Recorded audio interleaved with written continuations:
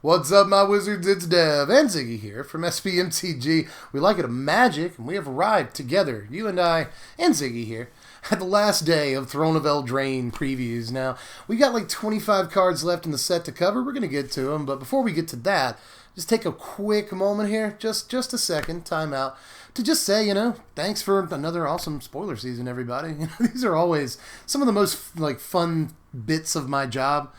Spoiler seasons are, and I really couldn't do it without all of you here. I mean, I'd still do it if I had like 10 viewers, because it's a lot of fun for me, but it's a lot more fulfilling knowing that all of you are there watching and stuff. So really appreciate all the support and all the new Patreon followers and stuff over the last month or so here during spoiler season. It's been a great time, and you have made it even better. So thanks again for that. And if you want to keep hanging out on the couch again after spoiler season, I mean, you're more than welcome.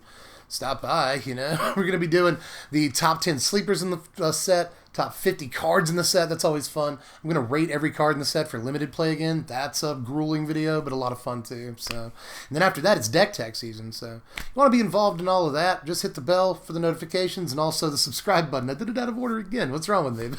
Anyway, I guess the last thing I want to say is if you really want to help out around here, just a quick plug for Patreon. I ask $1 a month, and that's at 3 cents, slightly above 3 cents every single day. Not too much to ask for what you're getting, because I'll let you vote on what videos and deck techs you want to see first after spoiler season, and I'll let you know what's coming up 24 hours or more in advance. So I try to do what I can for $1 a month. That's all I ask. Hit the link in the description if you want to get on that train. But aside from that, I think I'm done with the sappy stuff and the plugs and the shilling and all that. So let's go ahead and look at the last 25 cards in the set.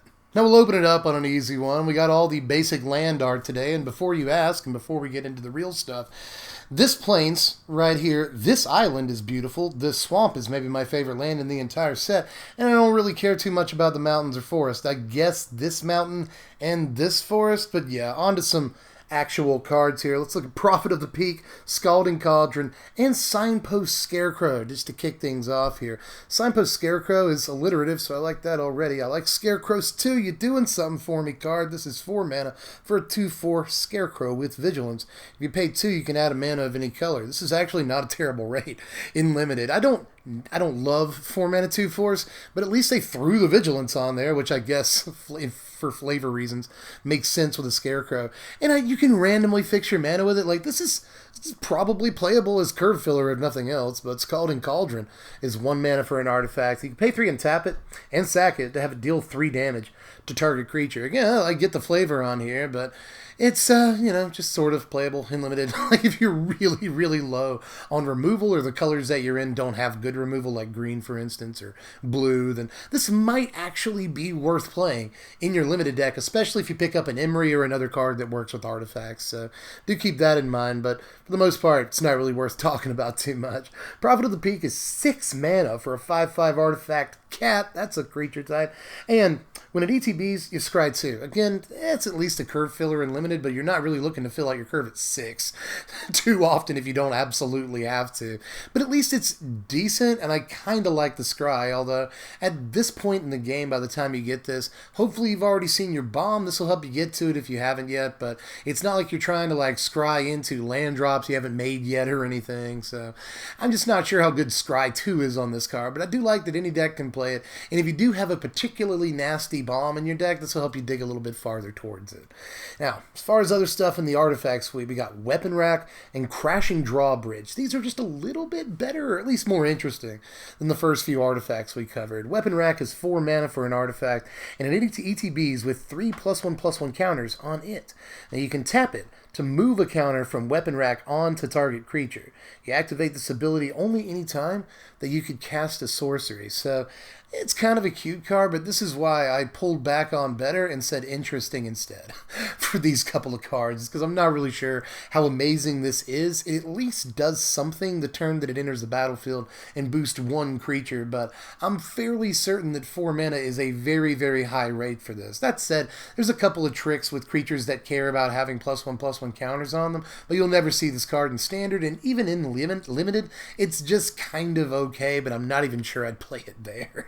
As far as Crashing Drawbridge goes, this looks like the best of the artifacts we saw today, and that's really not saying much. This is 2 mana for a 0/4 wall with Defender, and if you tap it, creatures you control gain haste until end of turn. So now we're talking. It doesn't really have too much offensive capabilities on its own in Sealed, but at least it's a 2 mana 0/4 that'll block a lot of aggro. It's fine with me. And giving creatures you control haste is actually pretty decent for the most part. You know, we're losing a couple of 2 mana artifacts like Suspicious Bookcase, and I think it's called Gleaming or Glittering. I always get it mixed up. I think it's Gleaming Barrier. We're losing those two, and they have been like somewhat extremely minor role players in this deck or that deck here or there, mostly for budget decks and against the odds stuff, you know, but they'll pop up every now and again. And as far as like 2 mana 0/4 artifact like walls that have some sort of extra ancillary ability, I don't mind this one too much. If you can rip off a creature or two in a given turn, this is good, and it gives pretty much all the creatures that you top deck for the rest of the game way more relevance when you draw them. So there are things that I like about this, but I'm not going to go off too hard about it. It's just a card. Let's move on to some more sort of low-impact stuff, which is most of what we saw today, but I'm okay with that. You know, we still got to look at them. Here's Flutterfox, Outflank, and Prized Griffin. Now, Griffin is just 5 mana for a 3/4 flying ho-hum, but at least you'll play this in limited from time to time. It's fine stats. Outflank is 1 white mana for an instant that deals damage to target attacking or blocking creatures equal to the number of creatures that you control. I didn't mean to plural the first creature there, by the way. It's just you hit 1 attacking or blocking creature for the damage equal to the number of creatures you control, which seems pretty decent, especially at a 1 mana rate. But, I mean, this requires you to have a bunch of creatures out for it to kill anything of any real size. I mean, I guess if you have 2 things out, then you can shock something for 1 mana, but even then, it's restricted to only creatures that are participating in combat, and that's not a guarantee for some of the stuff you want to kill either. So I don't know. This doesn't look as good as it looks. It doesn't look as good as it looks. Dev 2019. But anyway, Flutterfox is 2 mana, 1 and a white for a 2/2 fox, and as long as you control an artifact or enchantment, Flutterfox has the fly in there. It's hard to say the end of that. Flutterfox has flying, and you got to be careful not to get demonetized. If you screw it up in just the wrong way, you will. But in any case, I actually really like this as curve filler in limited. It's a bear, 2 mana, 2/2. I mean, I know it's not literally a bear, it's a fox. But anyway, we call those bears. And honestly, the stipulation of controlling an artifact or enchantment doesn't look too hard. There are more than those of usual. More of those than usual. Do I have a tumor? In this format. And it's especially not hard to control an artifact. The turn before you cast this, there's a bunch of 1 mana artifacts in just this set alone. So it's not too hard to enable this, but for the most part, I don't give a flying fox. But up next, more crap. Here's Charm Sleep, Lash of Thorns, and Didn't Say Please, which is some people's favorite name for a card in this whole set. I think it might be my least favorite. I mean, I get that it's cheeky, but they're running out of names for counterspells at this point. Didn't Say Please. DSP is 3 mana, 1 and 2 blue for an instant counter target spell. Its controller puts top 3 cards of the library into their graveyard. Isn't this Thought Collapse? Isn't this exactly Thought Collapse? So boring, I suppose. But anyway, maybe it's not exactly Thought Collapse, but I think it is. Anyway, Charm Sleep is basically What or Not. This is 1 and 3 or 1 and 2 blue for an aura. It enchants a creature. When it ETBs, you tap the creature, and that creature is frozen down. It doesn't untap. This is actually like limited playable blue removal, so I guess there's that. There's not really much more you say about it. Lash of Thorns, however, is a black mana for an instant. Target creature gets +2/+1 and gains Death Touch until end of turn. Nice little limited combat trick right here. A lot of the combat tricks in this limited environment have been on creatures, right? They've been on like adventure cards that have like a pump effect on them, and then you can cast the creature later. This is one of the few that's actually a really, really good rate for a limited combat trick, and has multiple uses. You know, you get a creature more through for a little bit more damage if that's what you want to do it for. This can also just make it to where like your little dude takes down the biggest bomb in their deck. So, you know, this is a decent combat trick, and I probably wouldn't spend more than like 1 slot on this in my limited deck, and even then, your limited deck has to be fairly aggressive to actually want to play this thing, but it's definitely something you want to keep on your radar depending on what kind of deck you're building in Sealed. But here's 3 more to look at. There's Memory Theft, Sporecap Spider, and Barrow Witches. Now, Barrow Witches is 5 mana, 4 and a black for a 3/4 Warlock. It's a human Warlock to be exact. And when it ETBs, return target Knight card from your graveyard to your hand. So, a Gravedigger that costs more and has better stats, but only is restricted to Knights specifically. I don't know, it's probably still good. There's a million Knights in this set. I mean, I'm pretty sure we actually got to 1 million. Knights in this set. Hooray, everybody. It's card advantage with decent stats, and there's nothing wrong with that. So, Barrow Witches is probably at least playable and limited, but Sporecap Spider is a little bit more boring, but it's good. I mean, 3 mana for a 1/5 reach, and that's pretty much the end of the story there, but yeah, that's a fine rate. I mean, 3 mana for a 5 toughness blocker is actually kind of good enough in sealed already, but when you add reach to it, yeah, this is very playable, especially in your slower going sealed decks like those food decks in draft and sealed that are going to be trying to look for those food token payoffs, and they're going to have to go relatively late into the game. A card like this blocks really well for those decks, and I could see it actually being somewhat impactful in sealed specifically. As far as Memory Theft goes, this is 3 mana for a sorcery. Target opponent reveals their hand. You choose a non-land card from it. That player discards that card. You may put a card that has an adventure that player owns from exile into that player's graveyard. So we've seen a lot of effects like this, just basically coercion with upside. We've seen a lot of these recently, and this isn't anywhere near the best of them, but I could maybe see this getting some sort of sideboard action depending on what happens in the format, but I highly doubt it at the end of the day. With what it is, you know, this might be a somewhat playable card in sealed, get their big bomb out of their hand for the rest of the game or whatever, but I'm always a little bit wary of stuff like this. That said, in sealed and draft and the limited environment at large, you're much more likely to hit the second bit of text on this, and at that point it's more or less card advantage, or at least disadvantage for your opponent. But let's keep going here on the poop train, because we do have some good cards. I promise we have some good cards today. But I do want to look at Reaper of Night and Moonlit Scavengers. I really like the names on both of these cards, but that's about as far as my love can really go. Reaper of Night is 7 mana, 5 and 2 black for a 4/5, and whenever it attacks, if defending player has 2 or fewer cards in hand, then Reaper of Night gains flying until end of turn. Okay, let's see. That's not so bad. And then Harvest Fear is 4 mana, 3 and a black for a sorcery. It's an adventure, obviously. And target opponent discards 2 cards. So you get a Mind Rot for 1 more mana that then allows you to play a sort of finisher later in the game. And I actually think that this is very playable in sealed, but that's probably the format where it shines the most. I don't know that it does anything outside of that. And I mean sealed only. I'm not sure how good this is in draft, but maybe. That said, a slower environment like sealed that focuses more around people actually getting to play their huge bombs, I think this can actually wreak havoc in. So do keep an eye on this. As far as Moonlit Scavengers, this actually doesn't look half bad to me either in that format. 6 mana, 5 and a blue for a 4/5 Merfolk Rogue, and when it ETBs, if you control an artifact or enchantment, return target creature an opponent controls to its owner's hand. So it's not super hard to have an artifact or enchantment to actually enable this. There are a ton of them, especially artifacts, again, that cost very little mana. It's a little bit too late in the game to really be worthwhile tempo, maybe, but I always like creatures like this, decent body, especially for that environment, and tempo, which is sort of like removal. So I like a lot about this, but I'm a little bit wary of including too many copies of it in my sealed deck. Alright, here's where things get at least a tiny bit more playable.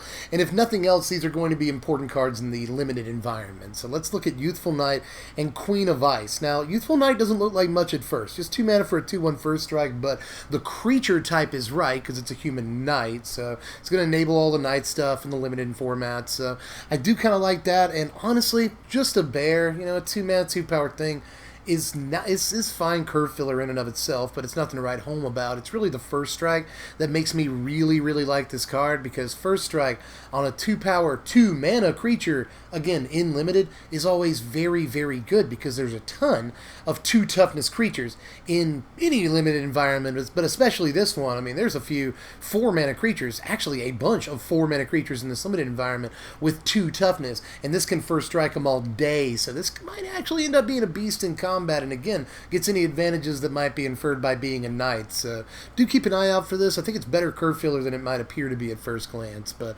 Queen of Ice is just straight up gas. This is 3 mana, 2 and a blue for a 2/3 human noble wizard. And whenever Elsa deals combat damage to a creature, you tap that creature. It doesn't untap during its controller's next untap step. But that's not all. You've also got Rage of Winter, the adventure half of it. 2 mana for a sorcery. Tap target creature. It doesn't untap during its controller's next untap step. Is this like almost standard playable? If nothing else, is this like Pauper playable? It might be too slow for the Pauper environment, because Pauper is notoriously faster than you might think it is, but I still think there's a lot of value jammed onto this for a common, and I don't think it like wrecks limited or anything by itself, but this is a very, very powerful blue card that's actually a pretty decent rate if you're just casting the creature half, and you know, the text on the creature half is pretty decent too. You know, even if it goes down swinging, it's still going to freeze a creature up. Or if a creature swings into it, you know, it can just block the biggest creature on their side of the table and give you a little bit of breathing room for a turn or two. So just the creature half is at least fine, but the spell half on this gives you a little bit more breathing room, time to buy some time. And even though this isn't anywhere near akin to removal, it's about as close as blue gets some of the time without the ability to bounce a creature or decrease its power. I mean, freezing down stuff is a very blue thing to be able to do, but the amount of time that this one card can buy you isn't bad. 2 mana for something that buys you 2 turns of damage worth of, you know, from one creature, and also draws a 2/3 that can stall the game out even further is a really good deal to me, and I think this is one of the more solid blue common adventure cards, or just common adventure cards period, no matter what the color, for sealed play. I really like this thing. Now, before we get on to some even better stuff, here's Fling, which is a good card. I mean, Fling's back in the format. I think we're all happy about that. In case you've never seen Fling before, it's 2 mana, 1 and a red for an instant. You sacrifice a creature as an additional cost to cast it, and it deals damage equal to the sacrificed creature's power to any target. So tricks, yay. We had Thud in the last format. But it's good that we still have stuff like this, and this one's instant speed, which is almost always worth the extra mana. So, I mean, what can I say about Fling that hasn't been said a million times over the last 20 years? The card is really fun and allows for some of the greatest jank possible in any environment. So, can't wait to get our hands on Fling. It's always a fun card to be able to play around with. It's a nice option to have. But let's move on to the stuff that I think is almost impactful. there were probably 4 impactful cards from today, so we're getting there. But before we get there, let's look at Malevolent Noble real quick. This is 2 mana, 1 and a black for a 2/2 human noble. You can pay 2 and sacrifice an artifact or another creature to put a +1/+1 counter on Noble. See, now we're talking. This isn't a super impactful card. I hate that this costs 2 to activate, but I'll take it, I guess. I don't know that this ends up going into Aristocrats builds, but we did need a creature somewhat like this. Again, 2 mana is a huge, that's an obscene activation cost, but I guess it's not 3. Let's look on the bright side here, right? I mean, take what you can get. And I could see a copy or 2 of this showing up in Aristocrats builds, although I doubt it goes as much as 4, and I have some doubt that it even goes past 0, but it's a nice, again, just like the last couple of cards, it's a nice option to have, if nothing else. But there's also Merfolk's Secret Keeper. I really like this thing. This is just 1 blue mana for a 0/4 Merfolk Wizard with an adventure half. It has Venture Deepest, just 1 blue mana for a sorcery, and it's an adventure. Target player puts the top 4 cards of their library into their graveyard, so you can target yourself. If you're in the blue-black mill deck, or just the blue deck that's looking to jace itself to death, Laboratory Maniac style, win the game that way. This is a valuable piece on turn 1 for you. That also gets you a 0/4 blocker against the aggro decks. Helps you go a little bit deeper into the game, which those decks very much want to do. That said, even if you're not jacing yourself to death, of course you can just turn this on your opponent. At that point, you've got a turn 1, 4 cards off the top of their library. Turn 2, you can play like Wall of Lost Thoughts or something, get another 4 cards off the top. Then turn 3, you just play the adventure half of another one of these, and then get them out of exile. That's 3 mana right there. So you've got 3 0/4 blockers. You've already ripped 12 cards off the top of your opponent's library. Pretty decent setup. So I could actually see this going into those decks and making them a little bit more viable. What they really needed was a piece that's super low on the curve and does multiple things, and this is exactly that. I'm not sure that it gets them there, but I really like this for the decks that want it. But let's move on here to Rimrock Knight. This is a cool looking 2-drop to me. It's 1 and a red for a 3/1 Dwarf Knight that can't block. But but it's got an adventure half. Bouldery Rush is an instant for 1 red mana. Target creature gets +2/+0 until end of turn. So another nice little limited combat trick, or at least that's what it looks like at first glance, but I think it goes a little bit deeper because you probably play this card in mono red in standard. I mean, we've seen a few 2-drops. We'd definitely rather play them, and we're all going to try to make like Robber of the Rich work before we actually get around to this card, but I think this card might actually have what it takes. I mean, you're not really looking to block much in mono red anyway, and 3 power is pretty decent for just the 2 mana. I hate the 1 toughness, but as I've said a few times this season already, Goblin Chainwhirler won't be a concern, so maybe it's a little bit safer in this world to play 1 toughness creatures, so you got that going for you.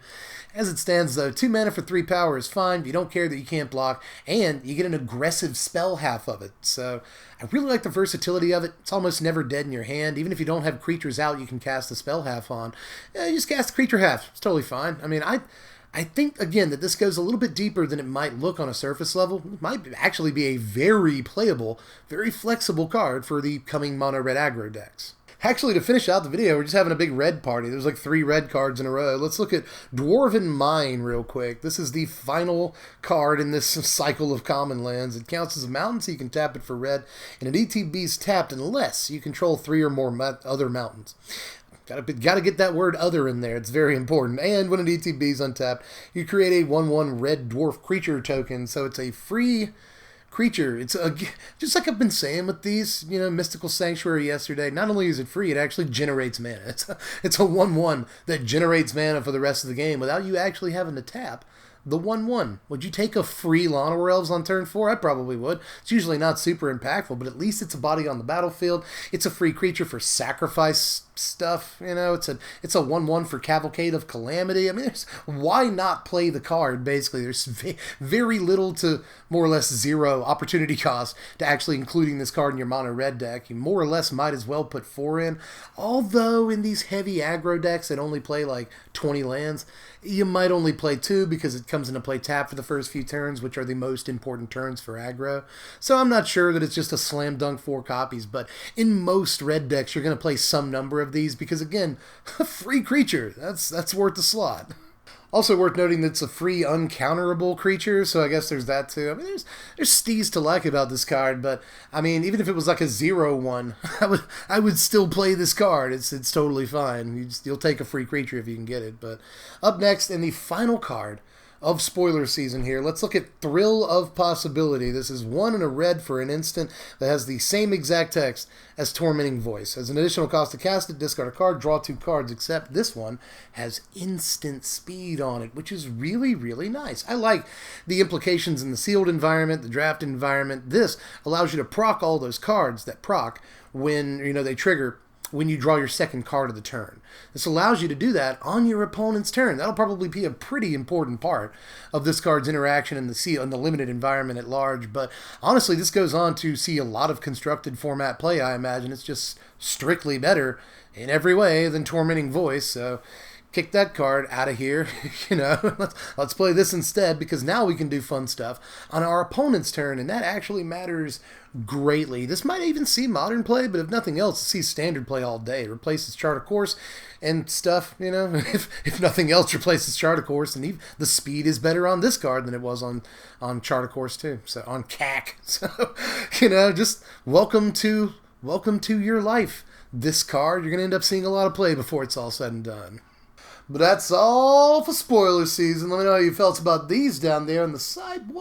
The old comments section. Check the description for a wealth of links, not only to Patreon, but to our previous spoiler video, and to my sponsors over at TCG Player. They're good to you, boy, and they're going to be good to you, too. If you want to pre-order any of the stuff that you've seen this spoiler season, or sealed product for that matter, or you just want to use them as a price guide, they're good on that end, too. Just click the first link in the description. Go over there to them. That's hard for me to say. Anyway, they just like it when you click the link. You don't have to buy anything. They enjoy that you click the link. It helps me out. But in any case, do all the other stuff. Like, share the video, comment, subscribe, put me in more recommended feeds, and make sure you keep hanging out with us here on the couch till well after spoiler season, because we got a lot more to talk about with Throne of Eldraine before we even get to the deck decks. So do that. Consider pledging to the Patreon if you have $1 a month to throw my way. And with that, pretty sure I'm out for spoiler season, y'all. But again, stick with me. We got so much to talk about. I'm Dev from The Place. Thanks for watching, my wizards. No matter what you do, spread love and be kind.